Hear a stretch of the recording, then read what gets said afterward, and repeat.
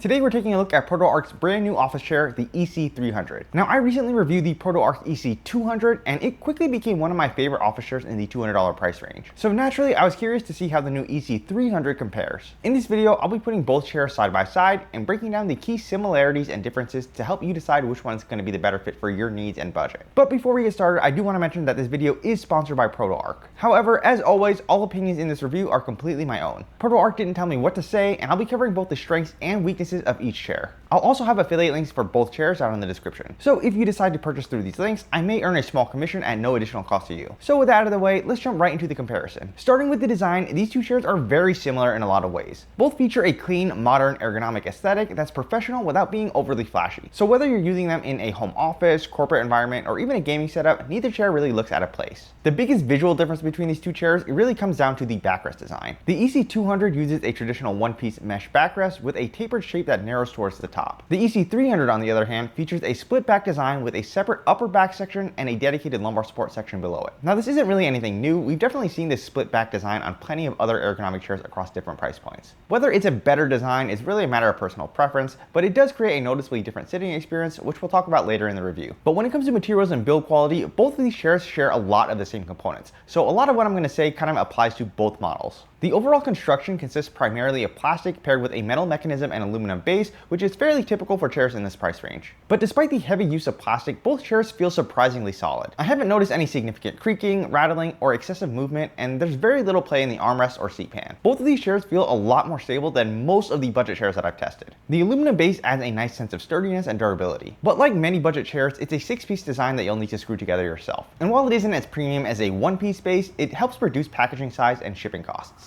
Both chairs also use a mesh backrest with good elasticity. It strikes a nice balance between support and comfort, allowing you to sink in slightly without feeling too overly loose or unsupported. And just as importantly, the mesh avoids that rough, scratchy texture that's common on many lower cost chairs. As for the seat, both models share the same 55D high resiliency foam cushion. It's definitely on the firmer side, but there's still enough give to remain comfortable during longer sitting sessions. But more importantly, it feels really durable, and I haven't had any issues with bottoming out during my testing. Now, while I think both of these chairs are built pretty well, I think it's important to keep expectations realistic. These are still budget office chairs in the $200-ish price range, so you're not going to get any premium materials or refinement that you'd find on a $400 or $500 chair. That said, for the price, both of these chairs are built pretty well and easily compete with, if not outperform, many other options in this category. So now let's talk about the comfort of these two chairs, starting with the seat. Now, like I said before, both of these models share the exact same seat cushion, so everything I'm about to cover applies equally to both models. Now, the seat is honestly one of my favorite seat cushions that I've used at this price point. Now, it's definitely on the firmer side, but there's enough give to it so that it never feels stiff or uncomfortable. The 55D high resiliency foam feels supportive and durable, and even after spending 6 to 8 hours a day in these chairs, I haven't experienced any bottoming out. Now, the front edge of the seat has a nice deep taper to reduce pressure under your legs, and the seat itself is fairly spacious. So if you're someone who likes to shift positions or sit cross-legged or with one leg tucked under the other, there's plenty of room to do so comfortably. Another feature I really appreciate is the seat depth adjustment. By pulling the lever on the side of the chair, you can move the seat forward and backward to better match your leg length. Now, this is a really important ergonomic feature that helps accommodate a wider range of users, and it's surprisingly rare to find on chairs in this price range. Even some of my favorite budget chairs like the Tacova don't offer this feature. Now, the biggest difference between these two chairs is going to be the backrest design, and that's ultimately going to determine which chair is going to be the better fit for you. The EC300 features a split back design with separate upper back and lumbar support sections. Now, it's a design we've seen on ergonomic chairs across a wide range of price points, and I think ProtoArc has done a really solid job with the implementation here. The lumbar support feels comfortable and supportive without being overly aggressive. Now, like most split back designs, it's fairly pronounced, but because the contact surface is mesh rather than hard plastic, it has a softer, more forgiving feel. I never felt the plastic frame digging into my back when shifting around in the chair, which is a really common issue with a lot of these split back designs. Now, the main drawback is that the lumbar support itself isn't adjustable. You can't increase or decrease the intensity, so what you feel out of the box is what you're going to get. That said, the EC300 does include a ratcheting back height adjustment feature that allows you to raise and lower the entire backrest. This kind of helps you position that lumbar support to where it naturally fits your back. Now, the EC200 takes a more traditional approach with a one-piece mesh backrest. One thing I really like about this design is the slimmer upper profile. Because the backrest kind of tapers towards the top, it stays out of the way when you're moving your arms around, stretching, or shifting positions positions throughout the day. Compared to the EC300, the upper backrest kind of flares out a bit more near the shoulders, which can slightly limit that freedom of movement. The EC200 also offers a more adjustable lumbar support system with both height and depth adjustment. From an adjustability standpoint, it does give you more control and allows you to fine-tune how the lumbar support feels. But that said, despite having less adjustability, I personally prefer the feel of the EC300. I find the EC200's lumbar support a little bit too aggressive even at the lowest setting,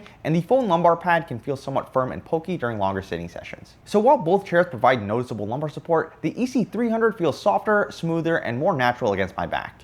But overall, both backrests are excellent for the price. The mesh is comfortable and breathable, the support is solid, and either chair is capable of handling long work sessions. The real decision comes down to whether you prefer the adjustability of the EC200 or the softer, more comfortable lumbar experience on the EC300. Now when it comes to the headrest, both chairs use the exact same headrest, and honestly, it's one of the best headrests you're going to find at this price point. It's a highly adjustable 3D headrest with 2 pivot point adjustments and an independent depth adjustment. Between those 3 adjustment points, there's a ton of flexibility. Whether you're sitting upright and want neck support while working, or reclining and looking for somewhere to rest the back of your head, it's easy to find a comfortable position. The only adjustment that's kind of missing here is an independent height adjustment. But I never really had any issues with that because when you kind of combine the pivot and the depth adjustments, you can really achieve the similar effect in most situations. Overall, this is one of the most adjustable headrests I've tested in a chair in this price range. Now the headrest uses the same mesh material as the backrest, so it's soft, breathable, and comfortable against your head and neck. It's also wide enough so that you don't end up feeling that plastic frame on the sides, which is a common issue with many budget chair headrests. Once adjusted, the headrest does a great job of holding its position. My only complaint here is that some of the adjustment points do require a bit of force to move. The pivot mechanism in particular is extremely stiff and can make it feel like you're kind of about to break something when you're making the adjustments. The depth adjustment also uses a ratcheting mechanism that only moves forward 1 click at a time. So to move it backwards, you'll have to extend it fully before it resets. Now the adjustment range itself is really good, but fine-tuning it can be a little bit frustrating because of the amount of force required. I often find myself kind of overshooting the position and then needing to reset it to get it to where I want. Now my other minor concern is the way the headrest attaches to the chair. It clamps directly onto the backrest frame, and from the front you can actually see the clamp pressing against the mesh. Now I haven't run into any durability issues as of now, but it does make me a little curious about how the mesh will hold up over the long term. Still, those are relatively minor complaints. For the price, the comfort and adjustability of this headrest is genuinely impressive.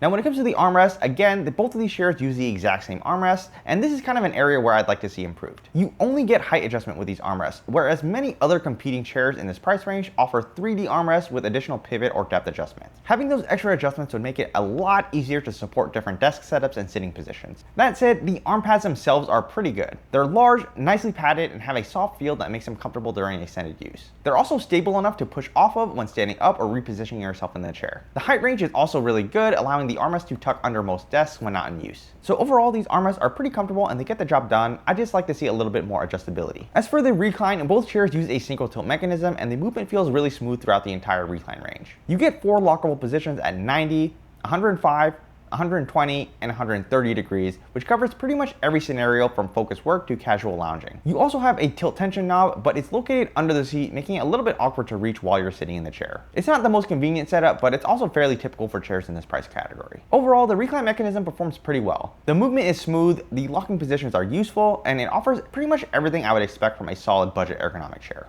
So now let's talk about value. Both of these chairs sit firmly in the budget ergonomic category, with the EC200 typically selling for anywhere around $180 to $200, and the EC300 coming in around $200 to $220. While there is a small price difference between the two, I don't really view the EC300 as a direct upgrade over the EC200. For the most part, both of these models share the exact same seat, armrest, headrest, recline, mechanism, and just overall build quality. The primary difference is going to be that backrest design, which I think really comes down more to personal preference rather than one chair being objectively better than the other. On the policy side, both chairs come with a 5-year limited warranty, which is excellent for this price range. Most budget chairs under $200 offer somewhere between 1 to 3 years of coverage, so ProtoArc is doing a really good job here. You also get a 30-day return window when purchasing directly through ProtoArc's site, and both chairs are also available on Amazon if that's your preferred way to shop. And when it comes to choosing between them, the decision is pretty straightforward. I think the EC200 is the better option if you prefer a traditional one-piece backrest, want a little more freedom of movement around your shoulders, and value having adjustable lumbar support with height and depth controls.